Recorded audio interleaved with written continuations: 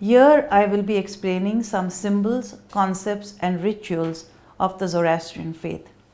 The Mazda Yashni Din speaks of one supreme uncreated force, omniscient and omnipresent. Ahura Mazda dwells in Anaghra Raochao, Aneran, the abode of endless light. Spirit and matter are harmoniously interconnected.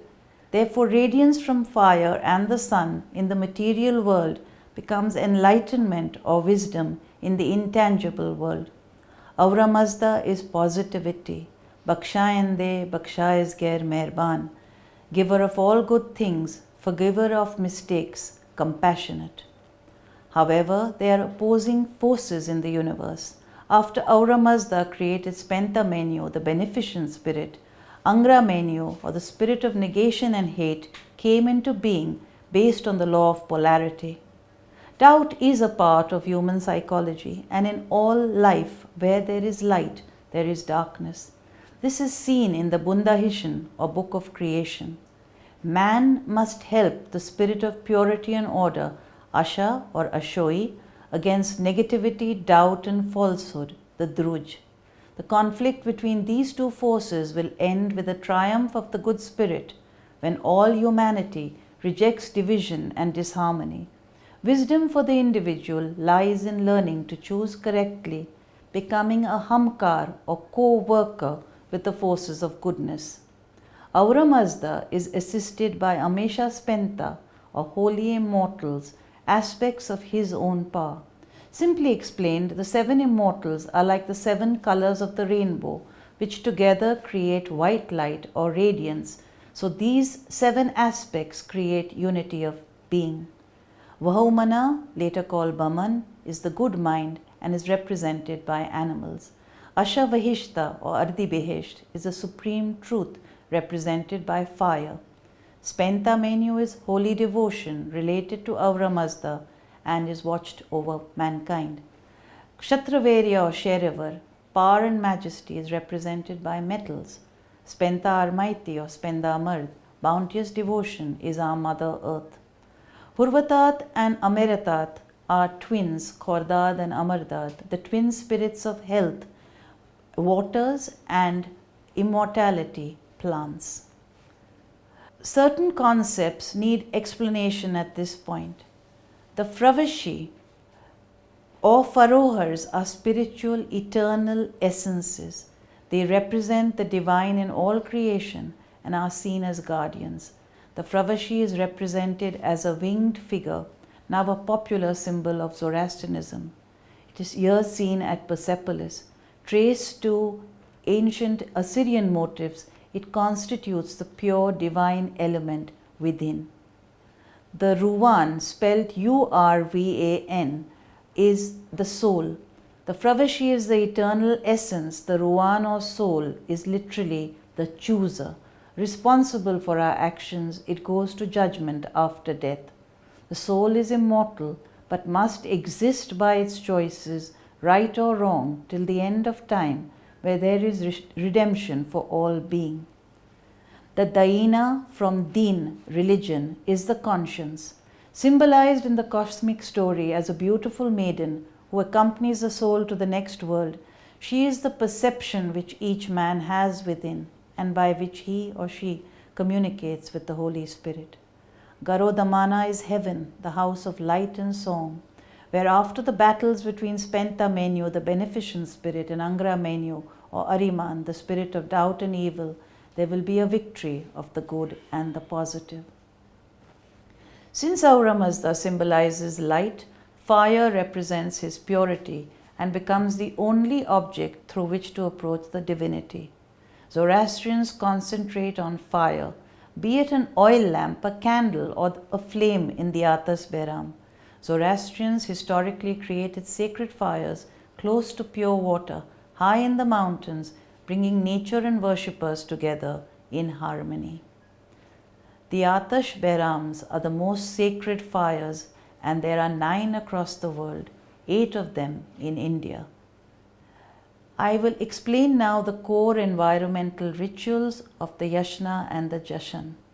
The core ceremony of the Zoroastrian Yashna is a prehistoric inner liturgical ceremony consisting of the recitation through memory of the 72 chapters of the Yashna text and enacting its ritual. Water is drawn from the fire temple well very early in the day. We collect a milk to represent animals and plants, ritual plants. All of this is ritually strengthened by hours of prayer, and then the water is poured back into the well as the day begins in order to strengthen the whole world. Fire cleanses and equalizes. When the worshipper in the fire temple or after the yashna places the ash from the afarganyu or fire censer on the forehead, one remembers that ultimately all of us are reduced to dust. Humility, therefore, is essential in the presence of the Lord.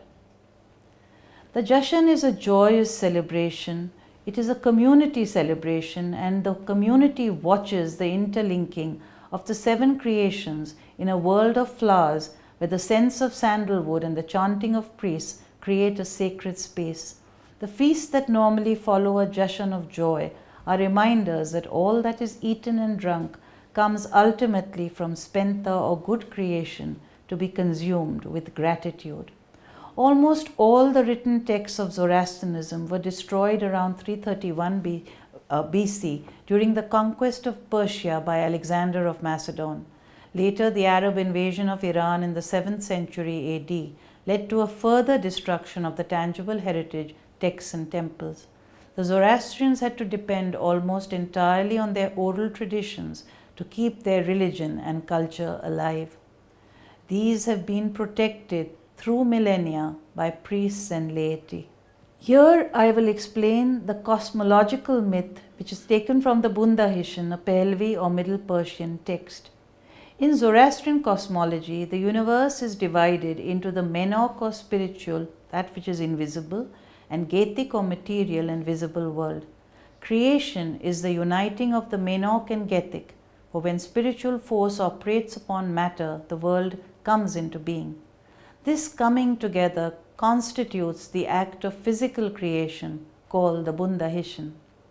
In the Zoroastrian creation myth, the first man is Gayomad, who arises from Mother Earth. His name, Gayo Maretan, literally unites Gaia, life, and Maretan, death, signifying mortal life. After Gayomad's destruction by Angra Mainyu or evil, which you can see in this slide, and the destruction of the sacred cow, as well as the tree of life, the Fravashis of good creation chose to come to earth in order to help restore perfection. In Zoroastrianism, time is strictly linear. The battle between good and evil is set in time. There is confidence in the promise of Ahura Mazda that the duality of this world will cease when all men choose wisely. The last judgment is then a time of reuniting and rejoicing. The mountains will melt and the metals released will form a great river through which all will pass. To the good it will seem like warm milk lapping around them, but to those who have chosen the wrong path, it will be a burning purge. There is no eternal hell. The Frashokareti, or renewal of perfection at the end of time, is happiness, love and light, providing the positive thrust of the Zoroastrian faith. Here we talk about the Zoroastrian life cycle. From birth till after death, the sacred garments of the Sadra and Kasti accompany life's journey. We all wear them beneath our clothes. Before puberty, at the Navjot or new birth, a girl or boy wears the Sadra or sacred shirt, which has a 1-inch square pocket, the Gireban or Kisse Kerfa, the purse of righteousness over the heart. Around this is worn the Kasti or sacred cord, woven from 72 threads of lamb's wool, whose reef knots are tied at the waist on the word Shothenanam, to act. Marriage is a contract and a sacrament, signifying the new life upon which a man and woman enter willingly together. They wear new sacred garments at this point of time. The birth of a child among Zoroastrians is considered highly auspicious and is accompanied by several ceremonies. Birthdays are celebrated with a lot of fanfare among most Zoroastrian families where the sais is used. It is a ritual, a piece which is kept in all homes. Since ancient times, Zoroastrians have exposed the corpse to the sun, allowing the flesh to be eaten by birds and animals. On the Central Asian steppes, the frozen earth made burial difficult, and the scarce resource of wood was not to be wasted. Thus, this disposal of the dead was ecologically sound. Wrapped only in the sadra and kasti, today this mode of disposal of the dead is called dokmasheni, in stone towers of silence. It is also seen as the last good deed, offering one's body as food to carrion birds. All corpses are disposed in the same manner, showing the egalitarian nature of the community. Today, the Aramga, or place of rest, has replaced the towers of silence due to environmental loss of birds of prey and social norms.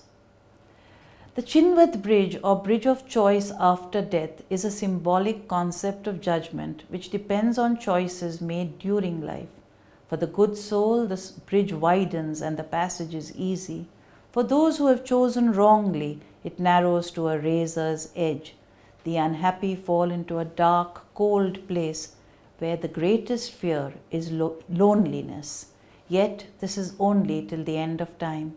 The end of the cosmic story is not a time of destruction and fear, but frashokareti, literally making excellent, when this world and each individual is perfected and renewed. When we look at the seasonal cycle, the Zoroastrians follow a solar calendar.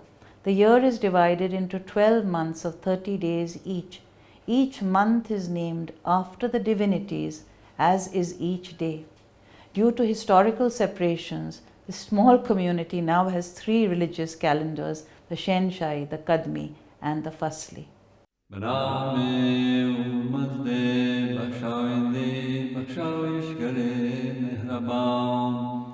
Maso baho piruzgar ba meyuye khurshid amarge rayo mando khurumande orvand ast humato hukhto varesh nemu varech shaitai orvand aspai nemu varech shaitai orvand aspai Nemo varech shaitai orvat aspai Shramtra Ahura Mazda Namasate Ahura Mazda Namasate Ahura Mazda Namasate Ahura Mazda Rishat Parvanyaya Shama Nemuve Amisha Santa